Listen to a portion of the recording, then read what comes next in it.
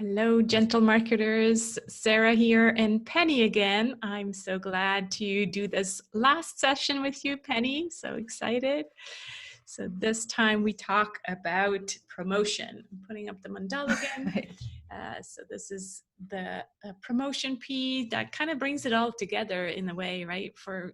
We're talking about marketing, and so promotion has to do with, yes, all the 7 P's, but putting yourself out there. That's really what I see under promotion, and away from that fear-based scarcity thinking way of promoting to a conscious and authentic promotion. So I'm excited where we end up today. And again, always looking at the 2 different angles, old way, old perception towards new perception. Where are we going? How can we do things with more fun, with more ease, and all of that?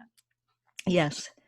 How would you want to start? Like, what comes up for you when you think about maybe the old promotions that didn't feel good that you've seen that made you go, I have never liked what I call marketeering, where there are these formulas that they follow, and that's supposed to work to like trick you, hypnotize you, whatever it is, that, or just wear you down.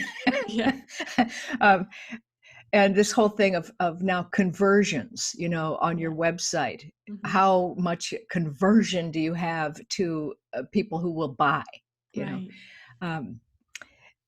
Tracking. I know there's a science to it, but I also feel like there's an art, and I really resist. I do not like to be disrespected, and I do not like to be manipulated, and I think, selling in a good way, it is just about educating and informing and giving people the information they need. And maybe you're showing them a little bit about extra needs they didn't know they might have wanted to have met that come with the thing they thought they needed. Does that make sense? It's, right.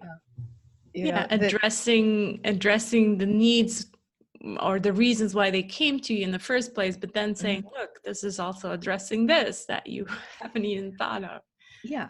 And then I thought, oh, well, then that's really great. Then see, that convinces me that I didn't realize I could even have that. Right. And there it is. Yeah.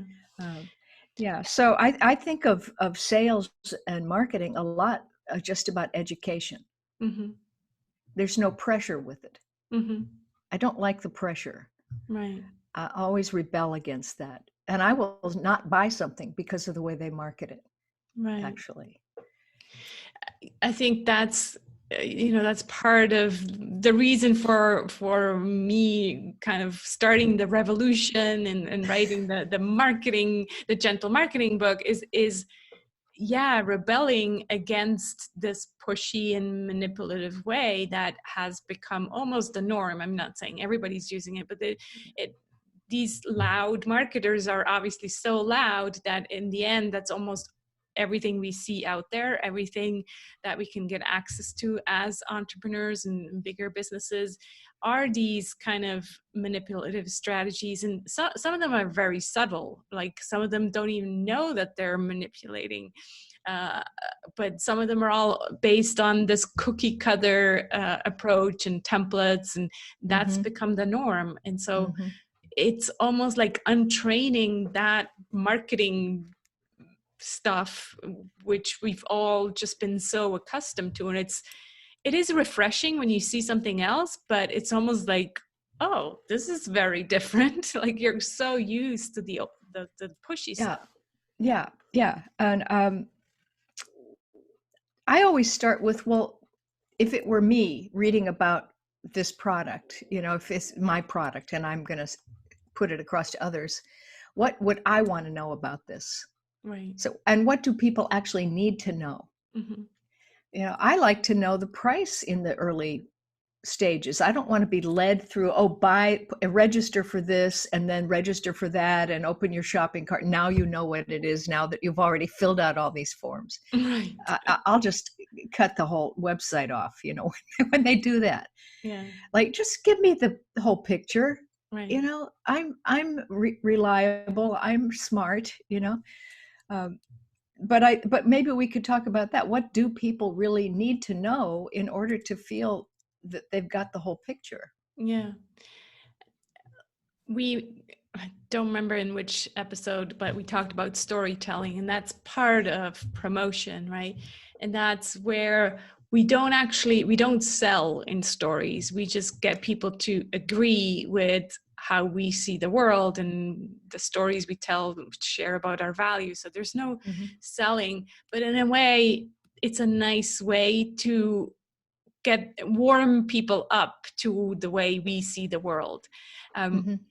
there's no need for them to know these stories clearly, like they can live happily ever after without knowing that story, Mm-hmm. but it's still something that keeps them in the connection, because what we're really trying to do is create a relationship with our clients.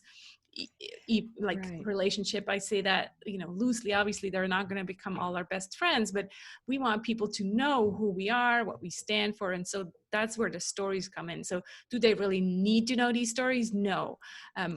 However, what you're referring to is kind of more the sales pages, or, you know, the product description. What, like, I agree with you, what they need to know, or what most people still, the left brain, what it wants to know first is the price. And so I agree with you. I don't like to, you know, kind of have to scroll 10 meters to kind of get the price at the Yeah. bottom of the page. It's Right. like, give me that earlier on so I can already make a decision, whether that is a good fit for me or Yes. not at the Yes. moment. So, I also like, when you're saying story, I do think that, like I have a friend who specializes in sales, and mhm, I was working with him the other day, and I hadn't really looked at his website too much, but he has an about page where he tells a pretty long story about his background, which I right, didn't know. You know, he'd been in the military, and I thought, well, oh my gosh, I never knew that right, about him. And that somehow made him feel more competent to me. right. Like, this guy knows about discipline. He's not Mhm, just a, you know, snake oil salesman or something. mhm. Uh, uh, so I think the stories can be a way to um, help others understand your competence level Yeah, as well. But then also testimonials I like a lot, because I like to hear what other people say. I love review pages on products, you know, where right, people give them the 4, 5 stars, 2 stars, and why. And it lets me get a sense of what to check out, what works, what doesn't work, so I can use my own mind to decide, right. you know. Yeah, that's so true. I mean, that's the new way that we actually buy products, is by checking, well, what do other people say about it, right? Right. And that also again comes back to saying that the conscious client is so much smarter today. In the book, I write also about a doctor's visit. Like, there's still so many doctors who are stuck in the old way, and they think that we don't, you know, Google doesn't exist. So they just want to be the god of, you know, all the diseases, and only them, they have access to everything out there in the medicine world. Yeah. But the conscious patient already kind of, you know, spends time on Google and tries to figure out what kind of symptoms, and if she goes to the doctor, maybe she's not a doctor, so she doesn't know exactly, but she has some ideas, and so she wants the doctor to be open to having a conversation about what she Mm-hmm. thinks she has, and Mm-hmm. not just be told, oh, no, Google is always lying, there's a bunch of garbage. like Right. we have Right. this access now, include us in the conversation, right? And so Right. again, that confirms so much that the conscious client is smarter and wiser and Yes. more Yes. informed. Yes. um, I think part of what clients and uh, need to know, you know, the regular stuff, features and benefits, because sometimes when you have a benefit list, there are things in there that you hadn't thought of, like, oh, it could do this, you know. Mhm. It rounds out your picture of how valuable the product or service is. So Mhm. I do like those things. That's a Yeah. left brain thing, but it gives me, I'm more about getting an experience of what the thing could be. You know, how does it work? I want to, you know, feel it, you know, and have it almost like a pre-experience of it before I buy it. And I want to know that it's going to kind of match my frequency level, my consciousness level, or my energy level, and that it's going to be easy to use, that it, or assimilate or integrate, depending on if it's information or if it's a thing. Right. I don't know, what else do people really need to know in order to buy? Or maybe there are some fantasy things that they get hooked on. That's also interesting. What do you mean by that? I mean, like, it, you know, it promises that you'll be better looking, or you'll be, you know, smarter, or whatever, you know, things like that are. Yeah. So again, I think that comes back to the transparency, is like, are you actually putting things into your promotions that you can stand behind and that are actually true, or are you over promising on results, right? How can you promise, like I remember I told you the story about this editor that I contacted, and she gave me a quite outrageous price, and she said, this book is going to make your business. and she cannot, you know, keep that promise. That's an empty promise. She has no idea whether this book is going to be garbage or so that's, to me, that's over promising something that you can't guarantee. So in a way, it has to do with transparency, but also like telling the truth. Like, I have no idea, like what I always say with people who I'm helping to get clients on LinkedIn, it says in the contract, I have no idea whether this is going to get you a client within the 3 months that we're working together. I don't know. You know, there's so many factors that play into this. So over promising, I think, is it's hugely manipulative in the marketing world. Yes. I also think that a lot of the old way of selling is actually to the left brain. You know, it's from the left brain to the left brain, and that kind of analytical, fact-based, data-based, statistic-based stuff. Numbers-based. And it's intellectual. Whereas the more intuitive I've become, the more tactile, I would say, I've become. Like, I need examples of something to feel how it works. I need to see, you know, a demo of something online, because they describe things, especially in the digital realm, with these terminologies that I've never heard of, and it doesn't, I don't know what it actually means in the physical world, you know, and they don't feel a need to define anything either, you know. So I'm like, what? I need a tactile kind of version, like you were talking about the people who were selling the shoes made from the sheep up in the Alps or whatever, you know, and how popular those are, people willing to pay more for that. But when you think about a sheep and the wool and it being made into, I can see that whole process in my mind, and I can feel it happening. And then I can feel the texture of the shoe. To me, that is like tactile marketing, you know? And I think we need to include that now, especially body-oriented feeling states.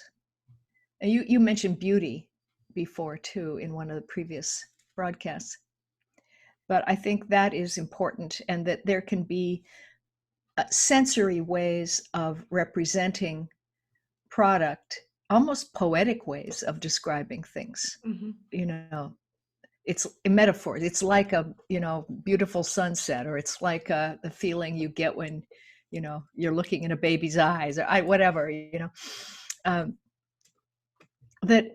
that goes straight to me. You know, if I can feel the example of it or the tactile sense of it, I can understand the terminology then, I can see where the terminology originated from. And then I'm getting a full-on sense of the thing, Mm-hmm. you know.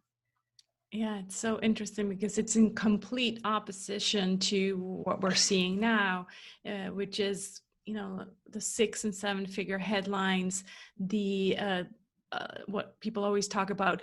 If you invest in this, in 3 weeks, you'll get this many clients, and that you will have made your money back and tripled it and 10x'd it or whatever. So all of Yes. these fact-based things are, clearly addressing the left side. And it seems like everything we buy is always money related. It's like, is this worth my money, rather than, is this worth my growth and experience and whatever And else. this overlaps a lot with our talk on pricing, about ego in pricing. And I think in marketing, that, of course, the pricing comes through a lot. And we were talking too earlier about these online webinar things where, you take this free webinar and then you get sent through these channels to the final. It takes like an hour, and then and you get like 2 pieces of information. Right. And then at the end, there's this huge sales pitch. Right. And then at the end, this has a value of, $35.97, and then, but we're giving it to you for only $697. Right. And it always has to have a 7 at the end now, And there's a list of all the things. This has this much value. This has this value. Breaking it down. And you're getting it for this, and then I'm like, I just waded through that whole thing, waiting for something like a payoff at the end. That's something I'm actually going to get from spending an hour of my time. Right. And I get this ridiculous thing that just insults my intelligence. Now, I know a lot of people buy it because it goes back to what we were talking about before, about the celebrity culture, where the person who seems like the great expert who's making, look how much money I'm making every year on this, and you can too. By doing the same thing that I just did to all you people. I wonder, it's like it bypasses your own natural common sense in a way. And that's where the anxiety comes in as well. And the first round of the program was called anxiety-free marketing, because what I realized is that people who have to market their business feel a lot of anxiety, but also the marketing that we are receiving and seeing creates so much anxiety. And so people who are in this webinar and they see this guru who has it all, who made it, who makes millions, and then he makes this ridiculous offer. Well, there's a lot of anxiety because you want to be like him. It's like this, I'm not enough. He made it. Right. Let me get that. And so it's this gap that people talk about in marketing as well. It's more like a huge abyss between where the marketer wants you, to get and where the clients currently are.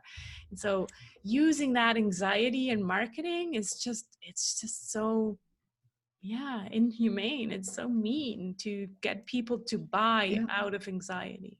Yes. Yeah. Fear-based marketing. Really, and again, that's ego stuff. Don't you want to feel as great as this other person who's really the big success? Right. Yeah. Right. Yeah. Rather than already feeling like you're one with the person who's offering you the service or the product, like we're parallel, and you have everything I have, and I've been at it a long time, so I have expertise in it, but you do too. Right.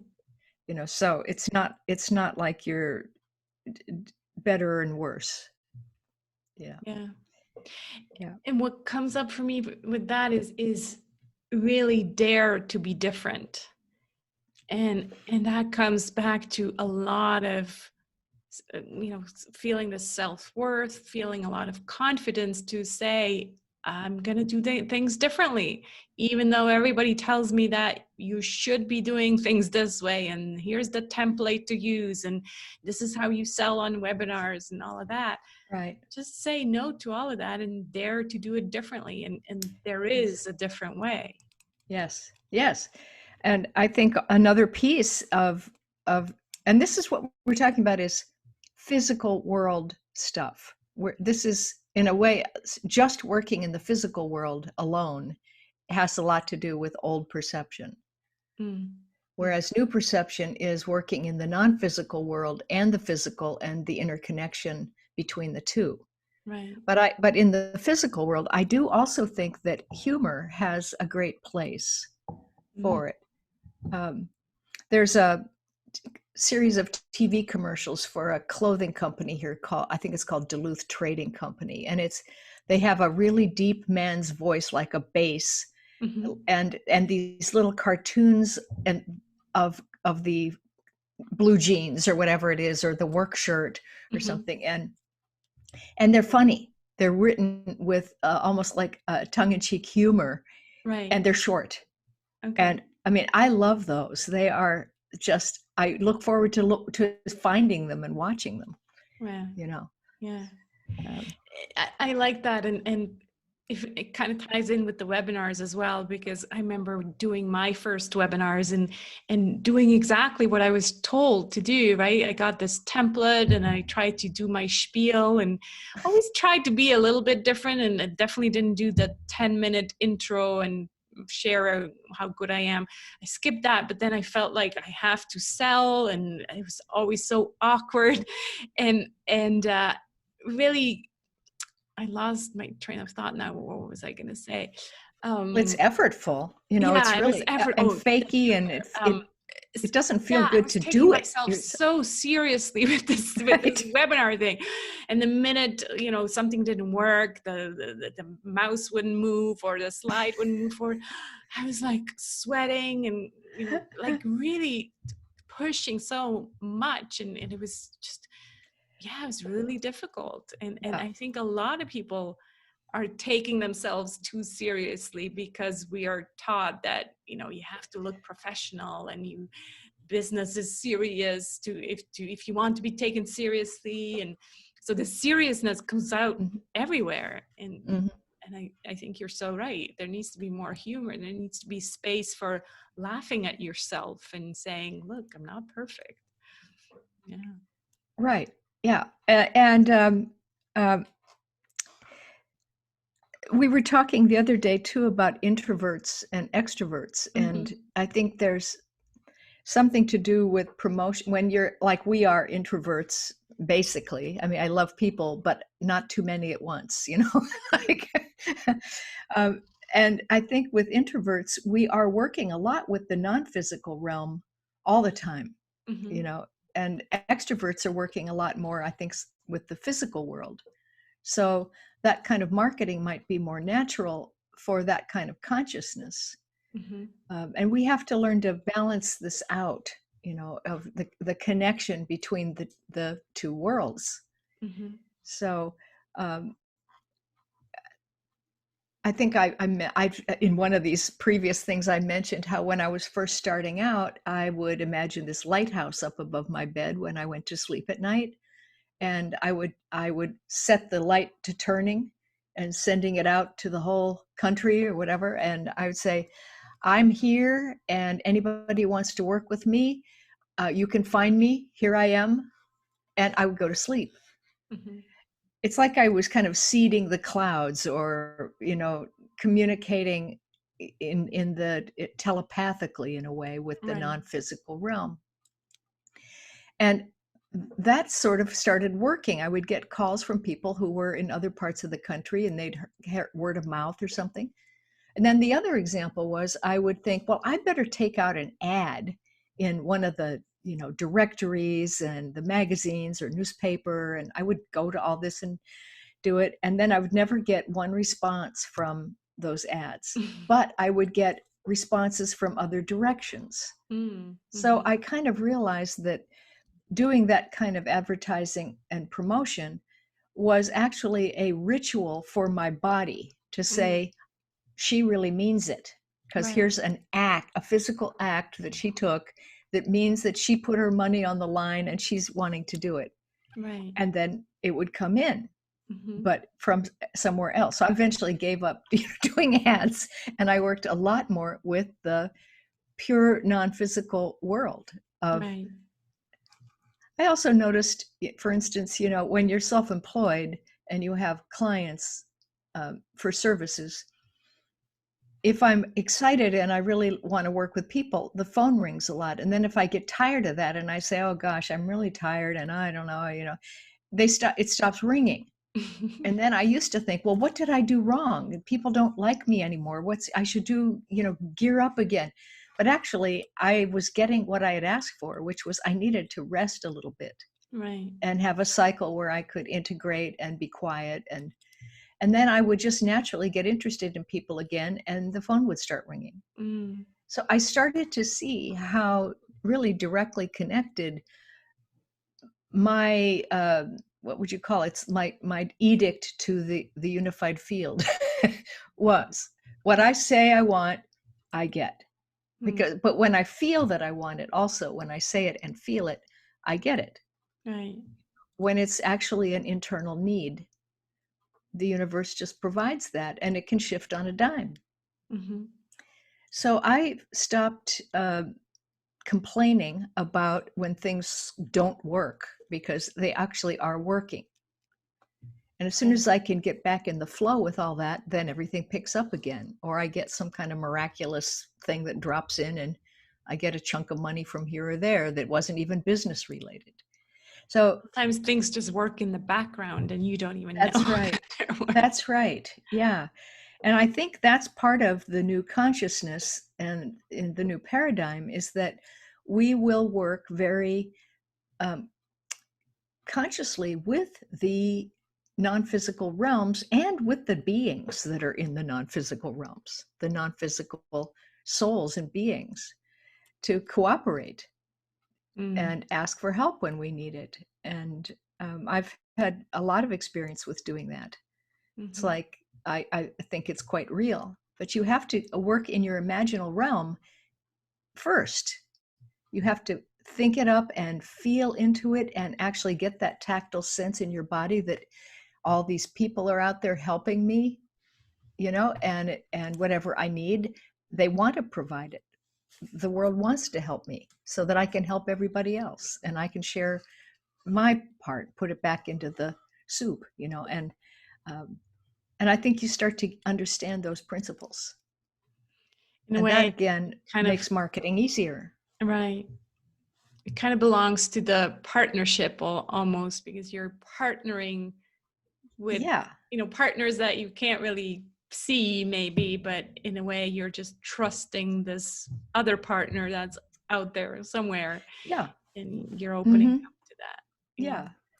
Well, one way to think of it is all of us probably have a relative who's died that we still talk to, that we don't think they're totally gone. I mean, I still see my mother in dreams or standing next to my bed sometimes, so she's just, I figure, at a different frequency. Right. And so I ask for her for help, why not? So, but they can help in very telepathic and influential ways in terms of subtle things. They're not going to make something suddenly materialize on my desk like that. Yeah. Again, it comes back to less pushing, but sometimes also just letting things work themselves out, and you never know who really helped. But that's right. That's right. Yeah. Someone out there was kind of helping you along. Right. What also came up for me when you were talking is when you mentioned extroverts and introverts, and I talk about the marketing superpowers in a way. It has to do with the personal power, because we're all so different. So introverts are maybe interested more in one-on-one conversations, such as the one we're having, where extroverts are really good actually at going out there and networking, and maybe they love to get on videos and things like that. So really using those things that you're naturally good at instead of trying to push yourself to do something that you're not naturally good at. Like for the longest time, I kept thinking, oh, I have to do more of these Facebook Live videos. And I was just like, oh, every time it was just such a headache, until I finally let it go and said, well, that's just not me. That's not what I'm good at. I'm not having fun at it. It's not easy. So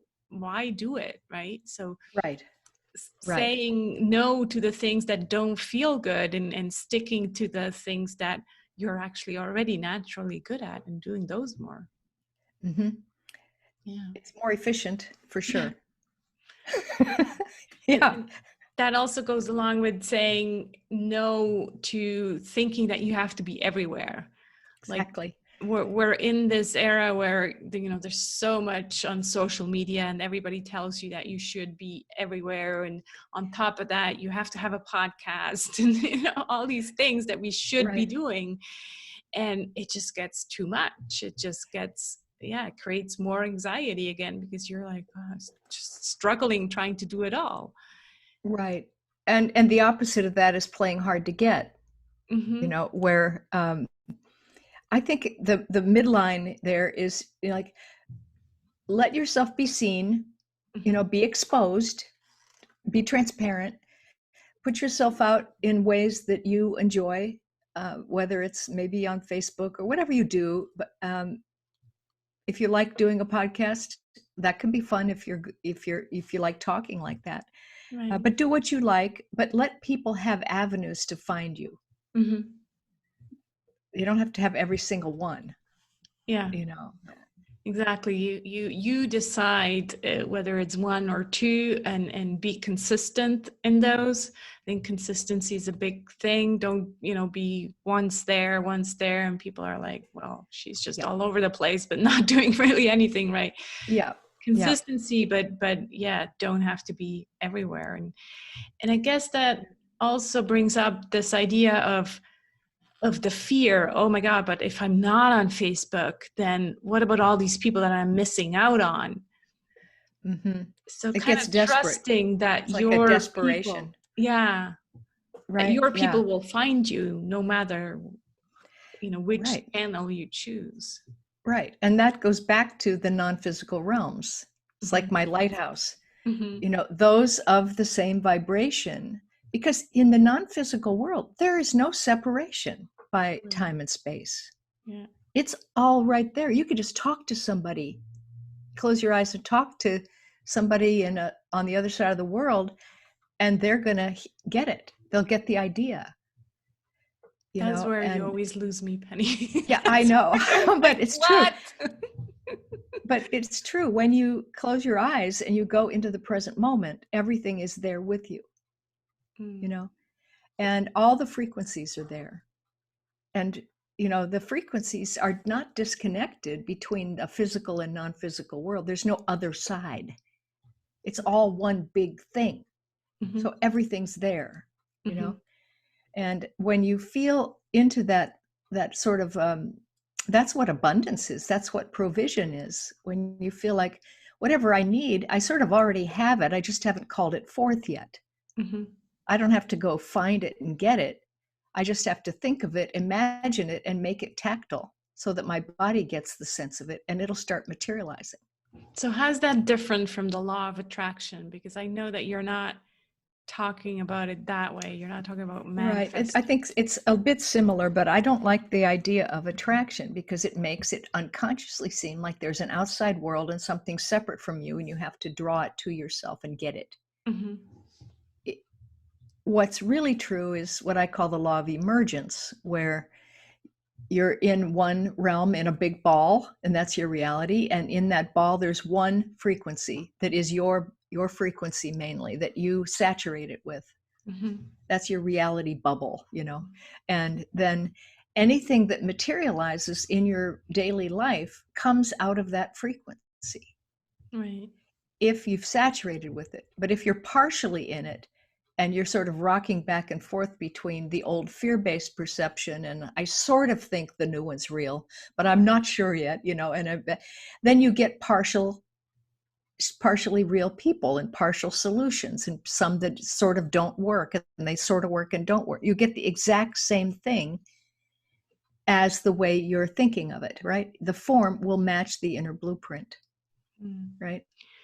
I guess the way it's different is also that, like with these manifesting movements where you're repeating mantras, I am a millionaire, I'm a millionaire. Right. You're using trickery or willpower, and there's definitely ego involved. So that's how it's different. You're not using something to get you to something else, right? Right. I think that, sort of promotion has a lot to do with the whole art of materializing a reality, whether that's going to be enough money to pay your rent or to put your kids through school, or to take vacations, or feel relaxed about your financial situation, or whether it's doing good works in the world, whatever. There are millions and millions and millions of potential realities that are all in your reality ball. Like, I always think of them as like little bubbles. So you want the perfect client, you want situations that'll give you X number of dollars or euros. You and close your eyes and you go into your imagination and you find a bubble. You go to the bubble that has that reality in it, where it's already happening. You're getting, it's easy, it's flowing. You have fun clients, and you keep your attention on that feeling state of that bubble. And as you do, it starts to pay attention to you. It's all about attention. You pay attention to it, it pays attention to you. You love it, it loves you. And it starts to draw toward you. In other words, it's not in the future, it's a potential reality that will come. It's a higher frequency of your present moment reality, let's say. That's all. You raise your frequency to that level, that'll become your reality. It's not out there separate from you. Right. It's only a matter of how you choose to run your energy, if that makes sense. I like the difference between attention and intention, because that feels very different in terms of very different. There's no effort with. I feel constricted if I think about intention. I feel like that takes work. Where it does, yeah. Doesn't take work. Yeah, that's old school. Yeah. And so when you simply place attention on a reality that you would like to live in, it will come to you. And it's almost like the particles of the world will just reshape themselves into that reality. And then suddenly you don't know how it happened, but there were synchronicities or events and stuff, and then there you are. And if you want to get rid of a reality, you're done with it, you simply take attention out of it. It's like boredom. It's like, okay, that was great. I got a lot out of that, and I'm not going to fuel it with my attention anymore. I'm just going to pull it back out and let it fade out. And realities come and go that way. Right. So what about goal setting? I know that has maybe nothing to do with promotion, but that's kind of it kind of does in a way. In a way it does. Profit, it's like it's a goal. You have this number in your head, and you want to make this much per year. And so you're promoting the heck out of this program because you want to get to this number. But that's the old way, because in the new way, I guess, I don't know, what are we doing? Well, the new way is, remember, we're having a total interrelationship between the non-physical realm, which is the imaginal realm, and the energy and consciousness world, and the physical form world. So you have a potential reality of selling so much, of your product, and you go to that bubble, which is another bubble, and you enter it, and you actually, it's almost like a little movie that you can step into, see how it's working. And if it feels right, good. Your body will tell you. And if you want to tweak it, you're in the imaginal realm. You can tweak it, you can change it, add another person, take somebody away, make it bigger, make it smaller, whatever you like, because it's such a creative, rubbery state. And so often then you'll go out to that level and you'll be able to see or sense an expanded scope. Let's say your scope is going to expand 50%. more than what you already have. Mm-hmm. Okay, go out to the place where that's actually happening and step into it and see, how do you feel? Mm. Oh, I have more energy. I'm not more ambitious. I'm just, things are easier. I have success almost like effortlessly. I Mm-hmm. have great people working with me. Right. I'm traveling. I have a really cool view out of my house or whatever it is. And the more tactile you can make it, the more real it becomes to your body. And then the more real it becomes as it drops into the physical plane. So you go and get your vision. All right. Then you come back.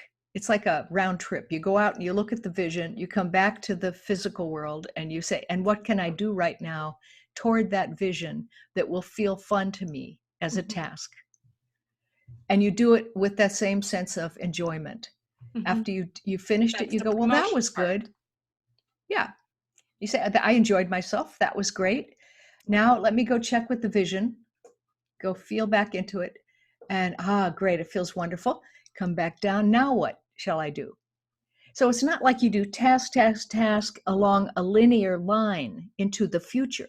Mm-hmm. You're rocking in and out between the vision and a task in the physical world, and then back to the non-physical and back to the physical. And sometimes the vision will evolve while you're working on it. And then you may have you may notice a little need for a change of direction, or for other people to show up, or for it to modify itself slightly. And you just go with it. Mm-hmm. So you don't plan too far ahead anymore, because you might lock down an old vision that doesn't really need to happen, because that was okay for the first few steps of a process. Right. Right. So That is I so different from what we've been very doing up till now. It's like we only no ever 5-year planned. plan. Yeah. We Right. only ever planned at, December and January. This is my goal for this year. Right. And let me see how Right. I get there. Right. You And could say, what is the vision for this year, or what is a larger vision, and right. what does it seem like wants to happen in a year's time, Mm-hmm. or in a month's time, Mm-hmm. or whatever. But that leave it loose, because the flow and the process has its own consciousness and intelligence, Right. and it Well, will show you. I feel like we've been somehow, forced. That seems like a strong word, but we've been really had this permission to learn how to live in the moment during this lockdown, right? It's like Oh yeah. you can't plan anything anymore. And for so many people, including myself, that was like, whoa, like I feel like I'm floating somewhere in this space. Yes. But in a way, I think we had this chance maybe to learn it, or have a little glimpse of what the new perception is going to be like. Yeah. It's like that. I don't know if it was a cartoon or a photograph I have of this woman. She's laying on a sofa, like, is it Monday Yeah, or exactly. Thursday? Am I in lockdown, or is it open, or what? And you'd get like that, where the left brain definitions of all the segments of everything, and the labeling, is just kind of fading a bit. Like, you don't need to hold it so tightly. Yeah. That it's okay. Release a little bit and trust the flow, and see what it brings to you. See what it brings. Yeah. See what you feel like doing. And that ties into all the 7 P's that you have. It ties into promotion, because some days I feel like talking about a lot of things and putting things out on the web, and other days I really feel like doing physical things like gardening, Right. or being more down in my body and not so mental. And so you just have to say, each time, each case, what now, and then trust the fact that there's a sequencing of things that is really a balancing act for you. That you may not want to do Zoom every day of the week, because there's a certain fatigue factor in it. And so you may need to go for walks or bike rides or gardening or do housework or whatever, to I balance feel it out. almost like I'm balancing out the last 12 years of pushing and promoting and like I don't feel like doing any of that anymore right now. The only thing I'm really doing is the podcast, and that still feels really good. But other than that, yeah, everything feels like an effort. And so since I'm also writing the book, I feel like, no, it's okay. That's what I need to do right now. And really give myself permission to say, it's okay. Somehow people Yeah. won't forget about me, hopefully. And No. In fact, it'll probably just increase things. yeah. That's what happens. And, I always say with intuition, you don't know things too far ahead or too much behind. You don't, it's very elegant the way intuitions are revealed, or we reveal it to ourselves. Mm-hmm. You get what you need to know right when you need to know it. Mm-hmm. Otherwise, it's an inefficient use of energy. Yeah. It becomes pushing again because it's not easy if it's not the right time. Yeah. Yeah. It becomes worry. Mm-hmm. And you're spending thoughts on something that's not ready to happen anyway. So, and you're not paying attention to what is supposed to happen right then. Yeah. So you can relax because things come to you exactly when they need to come. And then your job is to notice. Mm-hmm. Notice what you're noticing. Mm-hmm. Yeah. And then maybe bringing this back to promotion again. I think it's an interesting idea to feel into, which is an intuitive skill, right? To merge with something in order to feel it as the thing itself. When you merge totally with something, you become it. And then you know what it's like and what it needs and what it's giving. And you can do that with clients or with groups of different kinds of clients. And you can become them, pretend to be them, speak as them. Mm-hmm. And then say, what do I need? What do I want? What am I looking for? Mm-hmm. And then you can answer that as out of oneness with them. Yeah, in a way, that's also the empathy that we're that's talking the empathy about. Yes, empathy factor is huge. Mm-hmm. in promotion. Mm-hmm.